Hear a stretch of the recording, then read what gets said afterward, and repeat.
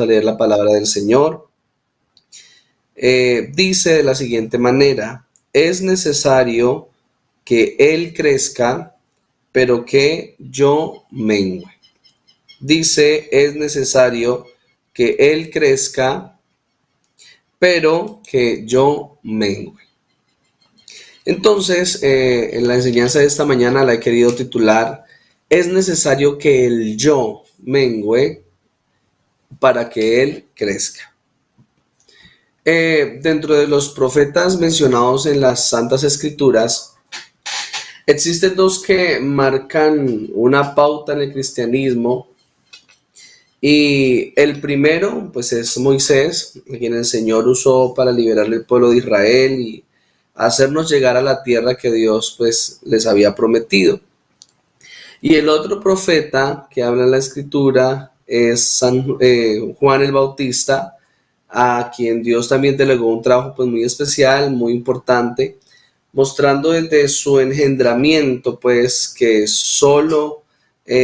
no solo había sido un milagro, sino que también, pues, el propósito de Dios que tenía con este hombre era muy grande. La Biblia menciona en San Mateo capítulo 11, versículo 11, que no se había levantado otro mayor que Juan el Bautista.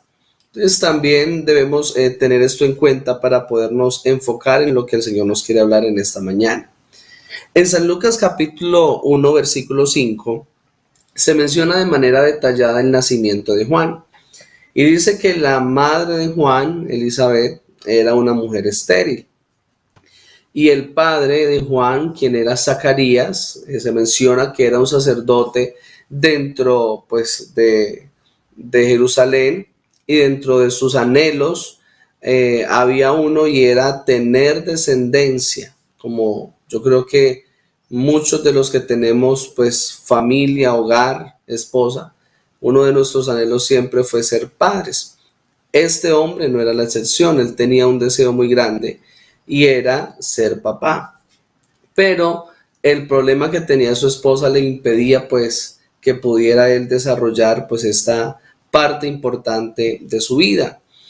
Pero dice que Dios miró el deseo de esta familia, de esta pareja, de este hombre, y cumplió el sueño de estos ancianos.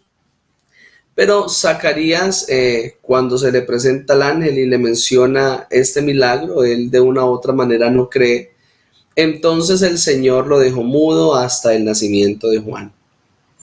En el versículo 39 menciona cuando María, la madre de Jesús, entró y visitó a Elizabeth, y cuando María saluda a su prima Elizabeth, esta fue llena del Espíritu Santo. Yo creo que eso todo lo hemos leído. De esta manera, pues, dando a entender que el nacimiento de Juan el Bautista era la voluntad de Dios.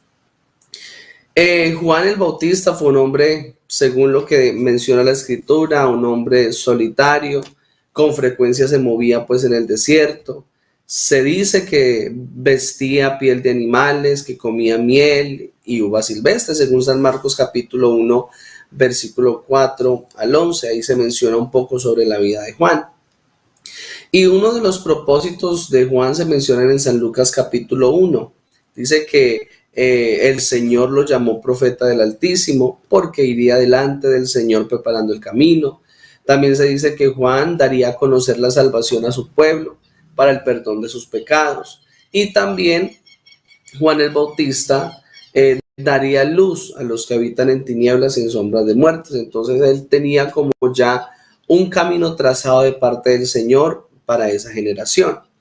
La predicación de Juan el Bautista, según San Lucas capítulo 3, versículo 1 en adelante, dice que la predicación de Juan el Bautista fue una predicación muy firme, muy convincente, muy segura. Y dentro de la predicación de Juan el Bautista se menciona, y él habla sobre que todo valle se rellenará y se bajará todo monte y collado, una de las cosas. Segundo, habla también sobre los caminos torcidos que se deben enderezar. También habla sobre que toda carne verá la salvación de Jehová, y también habla sobre los frutos dignos del arrepentimiento.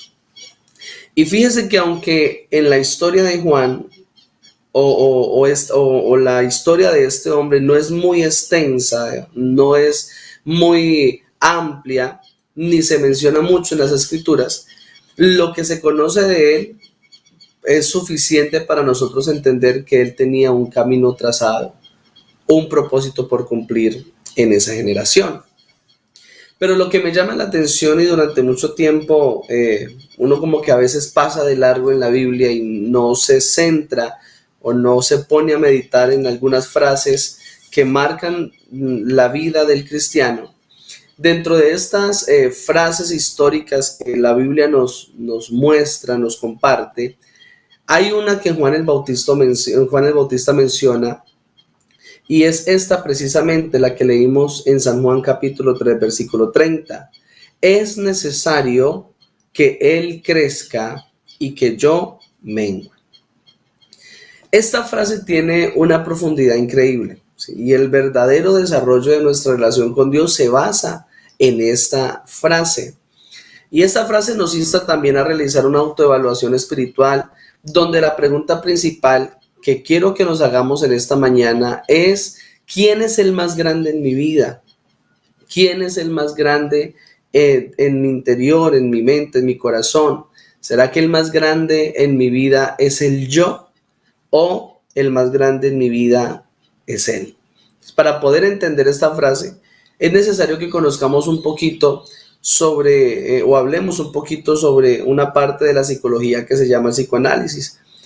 Cuando hablamos de psicoanálisis estamos hablando pues de una teoría de análisis clínico que ayuda a interpretar el inconsciente de las personas como para tratar de entender el comportamiento, los sentimientos y la forma de pensar de las personas. Entonces el psicoanálisis me ayuda a identificar ciertas actitudes movidas por tres aspectos importantes que todo ser humano tiene, que es el ello, el yo y el superyo.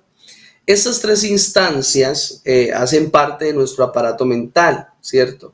Entonces, es decir, que todos tenemos estas tres fases, que aunque cada una tiene una función, se deben complementar o se deben encadenar entre sí, una con la otra. Entonces, cuando hablamos del ello, estamos hablando de una instancia que es inconsciente, ¿sí?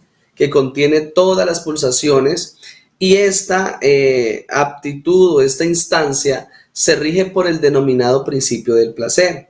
Es decir, que el ello es esa parte que desea satisfacer todos los deseos del hombre. No importa si tiene que pasar por encima de los principios, de los valores, de la moral. El objetivo principal de esta instancia de la mente del hombre, que se llama el ello, simplemente lo que desea es cumplir sus deseos, ¿sí?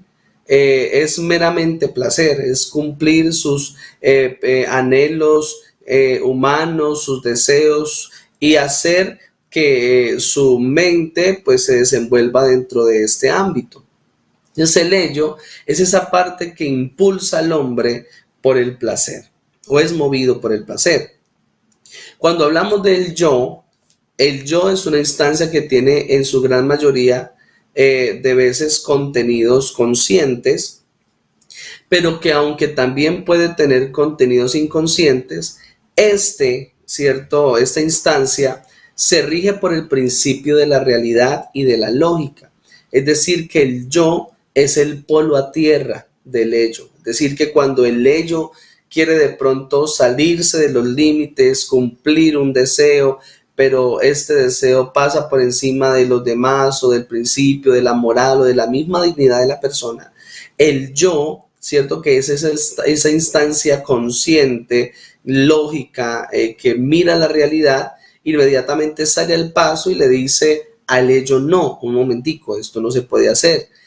Hay que tener en cuenta esto, el principio, la moral, hay que tener dignidad. Bueno, el yo es como ese freno que detiene muchas veces esos impulsos y que detienen de una u otra manera estos deseos.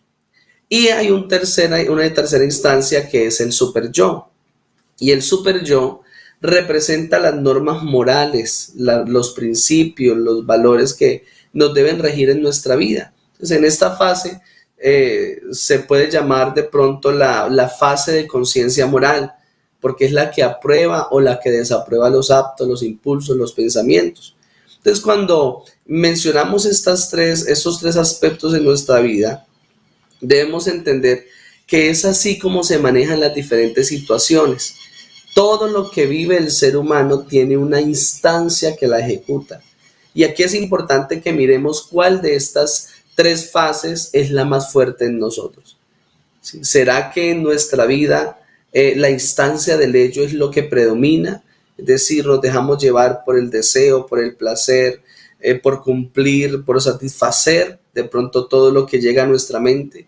¿O será que la instancia que más rige en nuestra vida es el yo? Una parte lógica, una parte racional, una parte coherente. ¿O será que nuestra parte más fuerte es el super yo, que es la que se rige por principios morales, espirituales, cristianos, donde la conciencia moral es importante en nuestra vida?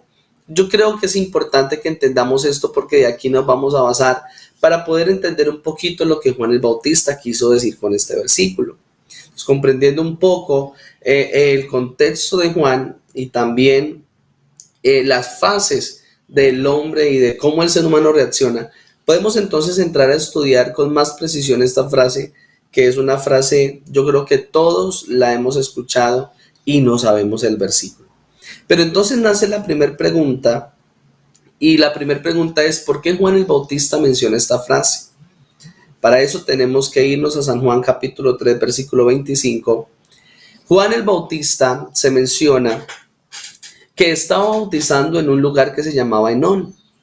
Este lugar quedaba junto a Salim, porque pues en esa región habían muchos ríos, ¿sí? La gente, dice la escritura, que venían a Juan para que él los bautizara. Después de que él predicara el evangelio, predicara el arrepentimiento, la gente se acercaba compunida para que él los bautizara.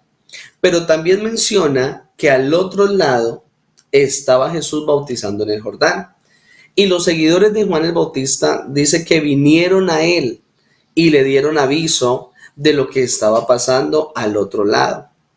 Entonces se acercan aquellos discípulos o los seguidores de Juan y le dicen: Rabí, aquel hombre del que nos diste testimonio está al otro lado bautizando como tú. Y dijeron ellos, y la gente se acerca, se amontona, vienen a él para que él los bautice. Entonces Juan, al escuchar esto, él inmediatamente les menciona y les dice a aquellos hombres estas palabras: desde el principio les aclaré, ¿sí? Y ahí aparece el primer yo, que yo no soy el Cristo, que tan solamente soy un mensajero. Y en San Mateo capítulo 3, versículo 11 nos habla sobre esto y dice: yo, ¿sí?, dice Juan, os bautizaré con agua para arrepentimiento, pero el que viene tras de mí, del cual no soy digno, ¿cierto?, de desatar ni las cuerdas del calzado, es más poderoso que yo, ¿sí? Él os bautizará con Espíritu Santo y fuego. Entonces, Juan, al mencionar estas palabras, pues inmediatamente alerta a los que estaban con él, y él sigue diciendo: es necesario que de esta manera pase. Y él pone un ejemplo muy bonito de lo que está pasando y de su propósito pues ahí en esa generación. Y dice: la esposa es del esposo. Pero él vuelve y coloca su yo por delante. Yo no soy el esposo. Tan solamente soy el amigo que vino a cuidar y a gozarse en la voz del esposo. Y mi propósito, dice Juan el Bautista, ya está cumplido. Es decir, que el propósito era velar por aquellas personas que estaban creyendo al evangelio. Y Juan termina diciendo: es necesario que él crezca. Es necesario que él crezca, ¿cierto? Pero también es necesario que yo mengue. En pocas palabras, lo que quiso decir Juan el Bautista: yo no importo, ¿cierto? Yo realmente, si yo estoy o no estoy, es igual, pero aquí el grande es él. Entonces Juan el Bautista tenía un equilibrio en sus estados emocionales, ¿cierto? Él tenía un equilibrio entre sus emociones, tenía un equilibrio entre su razón. Pues aunque Juan el Bautista tuvo fama y gran cantidad de gente le siguió, él desde el principio comprendió que su yo no era nada a comparación del que lo había llamado. Por eso cada vez que él dice yo, su naturaleza humana, ¿cierto? Su naturaleza imperfecta se va aplacando, porque va complementada pues con un pronombre indispensable, y ese pronombre es él, reconociendo que Cristo es supremo. Por eso en ese versículo dice, él es más poderoso que yo. Él es más poderoso que yo, dando a conocer que el poder del Señor estaba mucho más por encima de él como ser humano. Entonces, el área del yo dentro del aparato mental o dentro del aparato psíquico se puede identificar como aquel equilibrio que logra mantener la cordura de la personalidad. En palabras más sencillas podemos decir que el yo me ayuda a ubicarme y a tener los pies en el suelo. El yo me ayuda a entender, a poder comprender cuál es mi posición, dónde debo estar parado, qué es lo que debo hacer, cuál es mi trabajo, cuál es mi estatus, ¿cierto? En esta área espiritual en la que yo me muevo. Y Juan el Bautista tenía esto claro. Él tenía esto en su mente muy, muy claro. Y su propósito y su posición, él por eso lo dice, es necesario que él crezca. Es necesario que él crezca. Este trabajo lo hace Dios. Él se encarga de crecer en mi vida. Pero fíjense que hay algo importante. Y es que para que esto se pueda ver en nuestra vida, para que Él pueda crecer en nosotros, viene un segundo paso. Y ese segundo paso es un paso muy complejo. Y ese trabajito no lo hace Dios. Es decir, lo debemos hacer nosotros. Porque para que Cristo crezca en nosotros, nosotros debemos también hacer algo importante para que esto ocurra en nuestra vida. Y el versículo dice, es necesario que yo mengue. Entonces, el tropiezo del cristiano no es que Cristo crezca, ¿cierto? Porque de una u otra manera Dios siempre desea crecer en nosotros, aumentar en nosotros. Él quiere que su presencia esté con nosotros. Pero el obstáculo para que esto suceda somos nosotros mismos. Podemos decir que el problema muchas veces para que Cristo crezca en nuestra vida es nuestro yo. Muchas veces nosotros le decimos al Señor, Señor, crece en mí, en nuestras oraciones, en nuestros ruegos, Señor, crece en mí, yo quiero que tu presencia habite en mí, yo quiero que tu presencia actúe en mi vida. Y el Señor está dispuesto a hacerlo porque Él es bueno, porque Él siempre anhela estar en el cristiano, vivir, ¿cierto? En el cristiano pues somos su templo. Pero de una u otra manera, el Señor está esperando que nosotros también pongamos de nuestra parte, porque Él dice, listo, yo crezco en ustedes, yo quiero estar en ustedes. Pero muchas veces dice el Señor, pero bueno, ¿dónde me meto? ¿Cierto? Ábrame campito de pronto por ahí, porque usted está lleno de usted, ¿cierto? Intenté entrar por una oreja, pero la oreja está llena de usted, ¿cierto? Intenté entrar por un ojo suyo, pero los ojos están cargados de usted, de su yo, de lo que quiere, de lo que anhela, de su voluntad. Intenta entrar a su corazón, pero su corazón está lleno de usted. Entonces no hay espacio. Entonces el Señor muchas veces posiblemente nos dice por medio de la palabra, a ver, desocupe un poquito, a ver, si yo puedo empezar a crecer en usted, pero para eso necesito entrar. Entonces el trabajo de menguar es un trabajo nuestro, ¿cierto? Y el trabajo de llenarnos pues es un trabajo del Señor. Nos desplazamos desde Juan a los Gálatas, donde el apóstol Pablo también se une a las palabras que Juan dijo. Gálatas capítulo 2, versículo 20 dice, ya no vivo yo, dijo Pablo, ahora Cristo vive en mí. La pregunta es, ¿qué le pasó al yo de Pablo? Pablo dijo, el yo fue menguando, ¿cierto? Fue menguando, hasta que llegó al momento donde murió. Y en cada espacio que el yo menguaba, dice Pablo, entonces Cristo crecía, hasta que se completó la frase donde Pablo dice, ahora ya no vivo yo, sino que Cristo es el que vive en mí. Pero entonces la pregunta es, ¿cómo hacemos para que el yo mengue?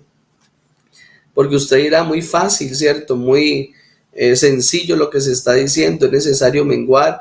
Y muchas veces nosotros pensamos que menguar es fácil.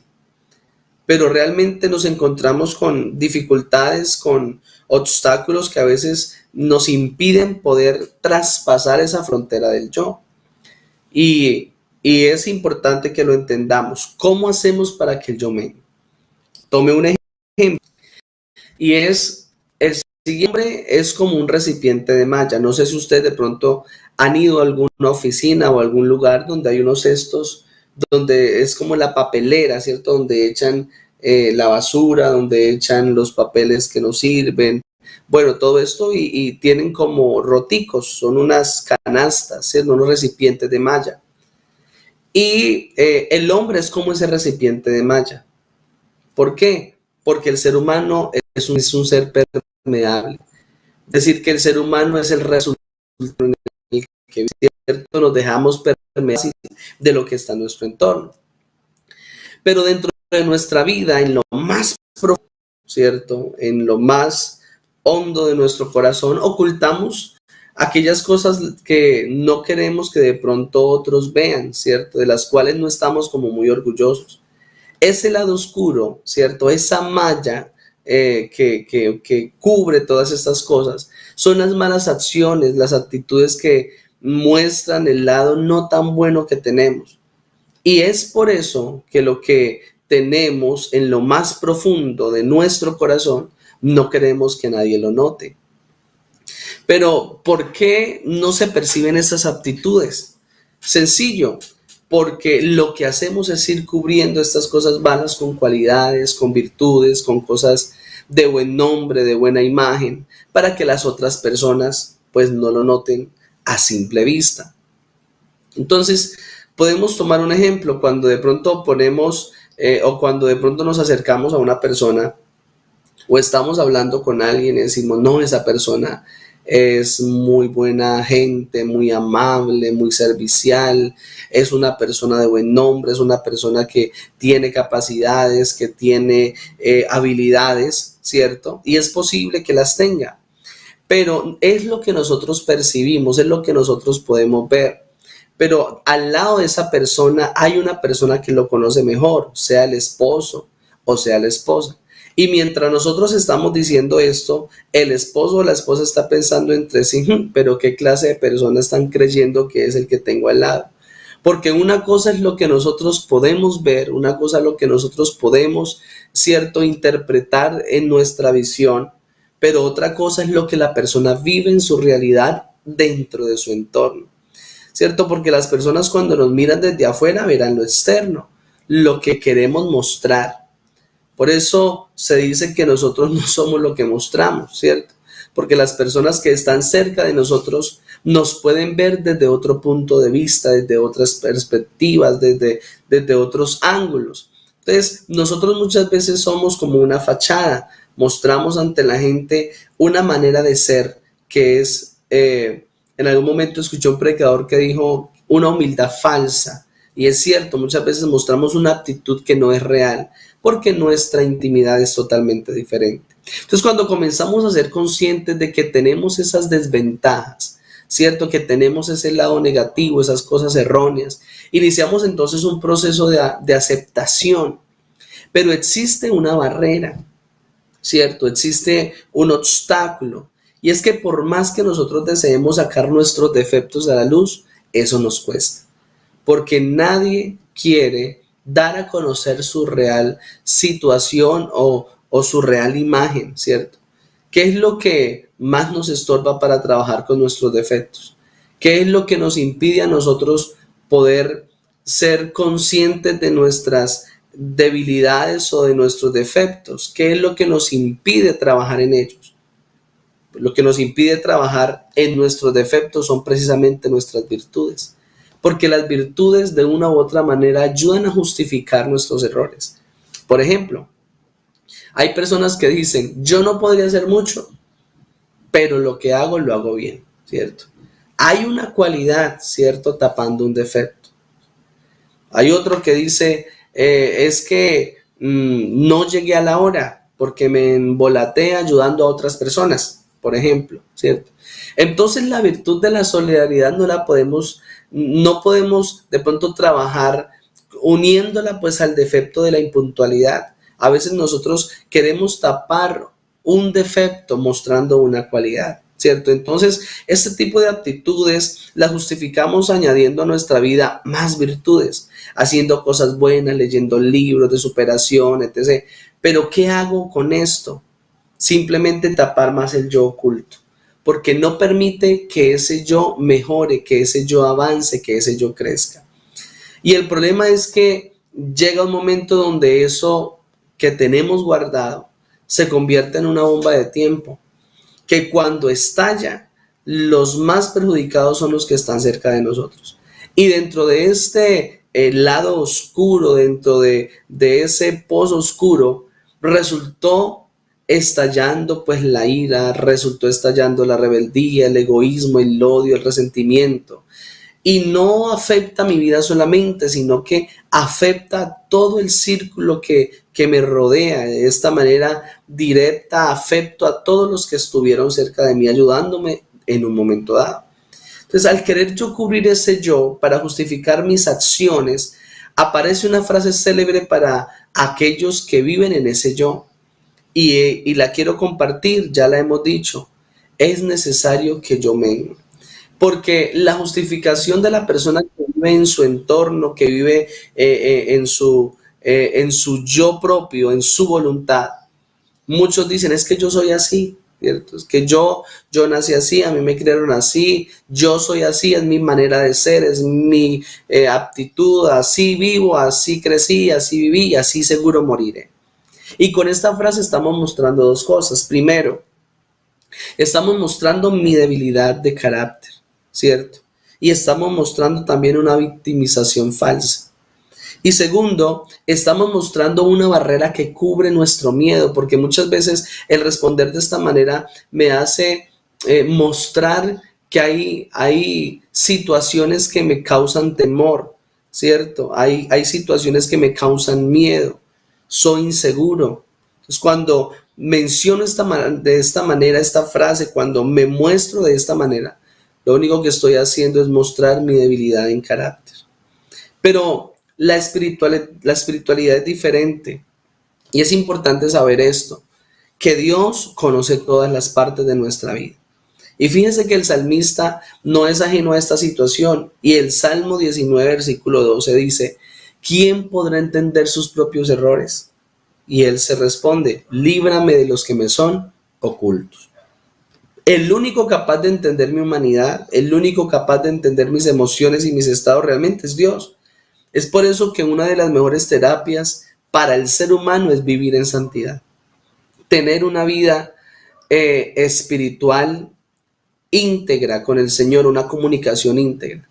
Y hay un ejemplo muy bonito en cuanto a la vida espiritual. La leemos en Ezequiel capítulo 47, versículo 3. Y dice que y salió el varón hacia el oriente, ¿cierto? Hablando del milagro que hubo, de la visión que él vio en el templo. Y dice que él salió al oriente llevando un cordel en su mano. Dice que el Señor lo llevó al templo, le mostró una visión y la visión comenzó a ver cómo el agua comenzó a llenar el templo. Y dice que lo llevó hasta ahí. Llevó un cordel en su mano y midió 1000 codos y me hizo pasar por las aguas hasta los tobillos. Hay una frase ilógica, pero si la pensamos lógica. Y la frase es, si usted está aquí es porque vino. Esa es la frase. Si usted está aquí, ¿sí? Si usted vino, eso quiere decir que cumplió el primer nivel, ¿cierto? Lograr que sus pies estén dentro del camino, que sus pies estén en la iglesia, que sus pies estén en el camino, en el sendero, en el evangelio, en la vida cristiana. Por lo tanto, podemos decir que el primer paso está cumplido, nuestros tobillos espirituales, hablemoslo así. Tenemos una espiritualidad y el profeta nos está mostrando una espiritualidad hasta los tobillos. ¿Y cuál es el logro? Que para nosotros venir a culto no sea un problema. No es un asunto de pronto de costumbre, de hábito. Muchas personas vienen al templo solamente por cumplir, solamente por deseo de sus padres, de sus amigos, por una invitación, pero realmente no hay un anhelo, no hay de pronto una satisfacción espiritual y propia que me lleve a mí realmente a estar en la iglesia.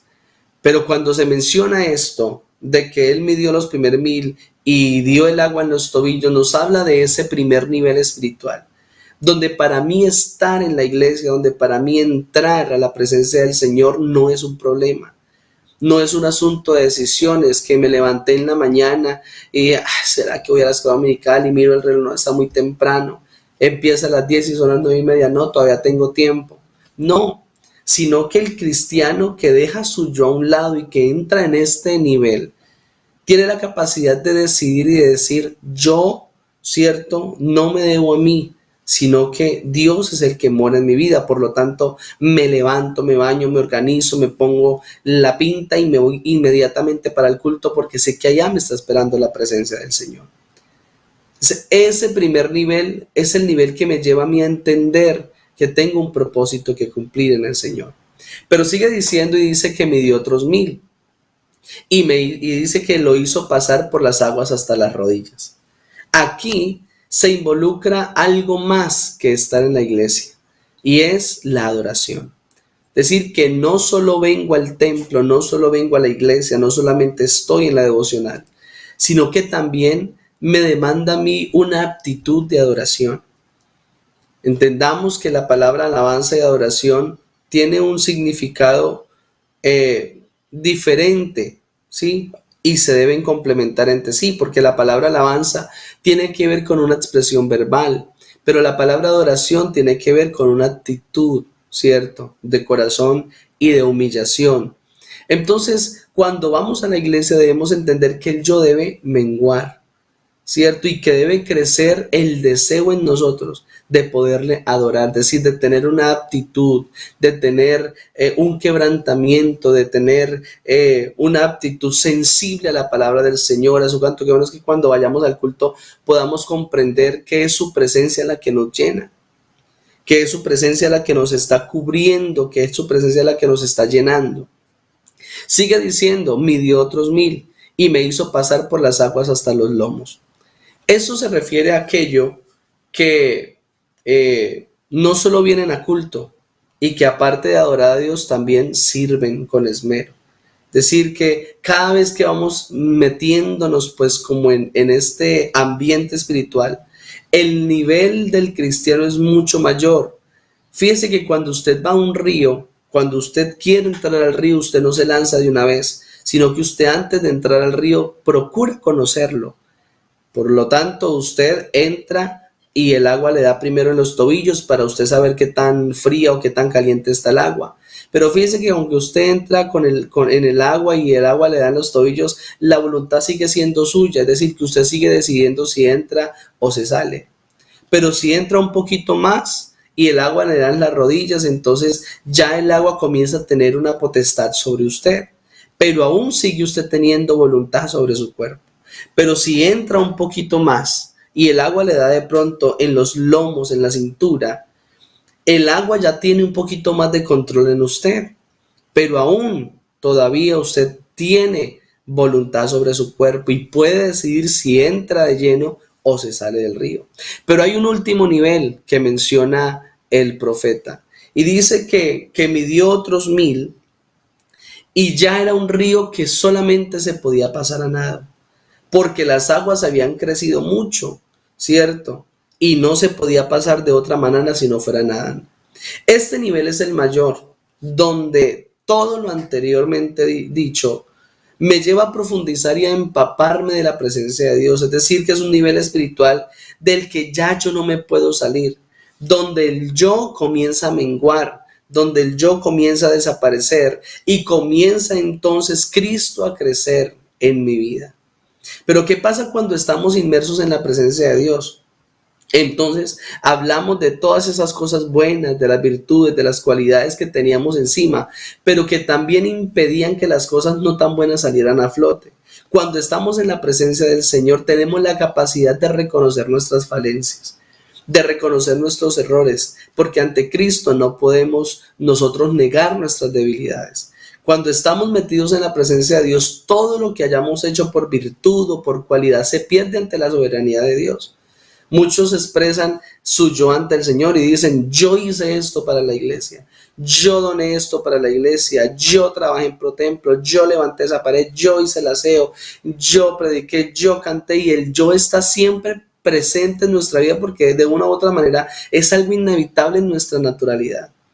Pero cuando nuestro yo está por las nubes, aparece entonces Cristo diciendo, yo di mi vida por ti. Y en ese momento todas las cosas buenas que yo hice quedan simplemente desteñidas ante el poder de Dios. En Efesios capítulo 4, versículo 22, dice la palabra de Dios que en cuanto a la pasada manera de vivir, debemos despojarnos del viejo hombre que está viciado conforme a los deseos engañosos.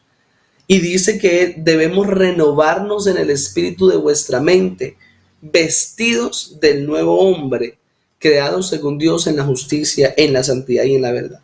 Es decir, que el trabajo de despojarnos, según el apóstol Pablo, de despojarnos del pecado, de las cosas malas que estorban para la perfección de Dios, es un trabajo nuestro. Es un trabajo nuestro. Él dice, despojados del viejo hombre. ¿Sí? Debemos nosotros hacer el trabajo de ir menguando, de ir sacando de nuestra vida todas aquellas cosas que realmente no nos están haciendo ningún bien. En Colosenses capítulo 3, versículo 5 también habla sobre hacer morir lo terrenal en vosotros. Y ahí da una lista totalmente larga de lo que tenemos que hacer morir en nosotros. Entonces es un trabajo nuestro negarnos al yo. A ese yo que no quiere sujetarse, a ese yo que no quiere hacer la voluntad de Dios, a ese yo que no quiere aplacarse, que no quiere obedecer la palabra. Y fíjese que Pablo más adelante en este capítulo de Colosenses 3, nos dice en el versículo 3, capítulo 3, versículo 12, vestidos pues como escogidos de Dios, santos, amados, de entrañable misericordia, de benignidad, humildad, mansedumbre, paciencia, y se soportando los unos a los otros, perdonando los unos a los otros, ¿cierto? Si alguno tiene queja contra otro, de la manera que Cristo nos perdonó, debemos nosotros hacerlo también. Entonces debemos nosotros entender que el yo debe menguar. A veces nuestro yo es tan soberbio, tan arrogante, tan altivo, que muchas veces la palabra llega a nuestra vida y ese yo nos hace estar de pie. Y no nos deja doblegarnos, no nos deja doblar la rodilla, no nos deja reconocer nuestros errores, nuestras faltas, no nos deja reconocer que necesitamos de Dios. A veces queremos aparentar de pronto un escudo, una fachada, pero qué bueno que nosotros podamos entender que ante el Señor el yo no vale, sino que Él es el que debe crecer en nosotros. Y ya para terminar, porque el tiempo se me pasó, hay una pregunta que les quiero hacer y es, ¿usted sabe por qué Dios nos ha permitido pasar por esta tierra? ¿Sabe usted por qué Dios lo tiene aquí? La respuesta es sencilla. Es necesario que Cristo sea tallado en nuestra vida. Porque es necesario que la gente vea a Cristo en nuestra vida. Que no vean su yo, hermano. Vean de pronto sus virtudes, sus capacidades por encima de Cristo, sino que ese yo quede totalmente anulado en la presencia del Señor. Y fíjense que esto Dios lo hace por medio de las circunstancias. Cada momento que Dios nos permite, cada circunstancia, cada dificultad, es una oportunidad para nosotros menguar. Es una oportunidad que el Señor nos da para nosotros dejar que Él crezca en nuestra vida. Y la manera de hacer menguar el ego en nosotros es, uno, reconociendo que tenemos cosas por mejorar. Segundo, buscar el cambio por nuestra propia voluntad. Hay muchas personas que dicen, yo quiero cambiar, pero no cambian. Porque a veces queremos que Dios haga todo. Queremos que Dios llegue a mi vida, me hable, me toque, me cambie, me transforme, que quite, que ponga. Pero fíjese que cuando Jesús llegó a la tumba de Lázaro, Jesús le dijo a Marta y a los que estaban ahí que tenían que remover la piedra. Jesús la pudo haber removido. Jesús la pudo haber quitado. Pero Él les pidió a ellos que lo hicieran para Él poder hacer el milagro. Para que Cristo crezca en nosotros, es necesario que nuestra propia vida o que nosotros mismos comencemos a reconocer nuestros defectos. Comencemos por nuestra propia voluntad a quitar lo que nos estorbe y a permitir que la presencia del Señor profundice en nuestra vida. Nunca es por nuestras capacidades, hermanos, nunca es por nuestras virtudes. Si en algún momento Dios lo usa, si en algún momento Dios permite ser instrumento, aquí el grande es Él. Aquí yo no gano nada siendo el más grande, porque ya hay alguien que tiene ese título y el más grande se llama Jesucristo. Entonces, si hacemos esto, veremos cumplida esa frase en nosotros. Es necesario que Él crezca, pero que yo mengue. Un abrazo para todos y que el Señor Jesús